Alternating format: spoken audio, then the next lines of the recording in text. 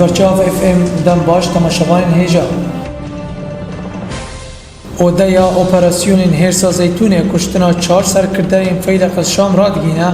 وکی برسفدانه که لدیجی بمپیکرنین وان لدیجی خلق افرینه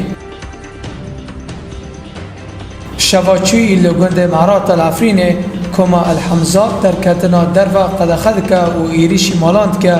به بهانه یا لگرال چکان اندامین کما فیلق الشام ایریشی گند کبیشین لنافچه شیرا و الافرینت که و نه ولاتیان دروینه و دباجی کی ندیار فستیوالا پیشبرکا هسپین رسن دست بید که لگند حمو کر یه گریدای باجارو که تلکوچه لقامشتو ریوبریا سوتمنی الباجار کوبانی دیار دکه که و او دوی هفته دا دست به بلاف کرنا ماده یا مازوته لخلکه بکه و جبو هر مالک 400 لیتر وردائین شروان درویش برچاو اف ام دیار دکه و دبیجا تراستیا آرمانج کرنا تسرکردیان جا قصده تنه وکو اجانس اعماق یا گریدایی به داعش و بلاف کری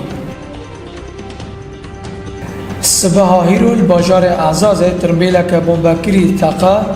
و انجام دا هجمار کس کشتی و بریندارد کم 6 کسی سویل و هجمار بجکومه تحریل الشام بریندارد بن ده چند تقینان دا هندر باجار ادلبه و گندواره وی هیزین هفت فایمانی ناو نتوی ایریشه که داخستنه که ازمانی لرقای پیک دیرن و سرکرده کی داعش دگرن و دبن جیه کی ندیار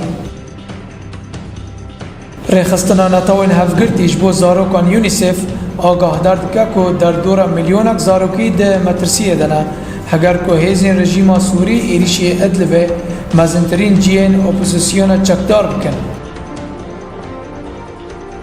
کانال CNN دیار دکه که استخبارات و شارزای لشکری ین امریکی لیسته یک جه آرمانجین گنگاز دانین جبو لیدانه که امریکی نو سر سوریه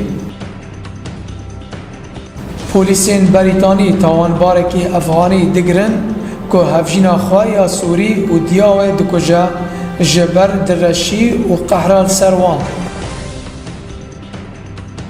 کسکی سوری و یکی لبنانی هاتن کشتن و هنک جی بریندار بون جبر شرکی ناور سوریان و لبنانیان دا قومی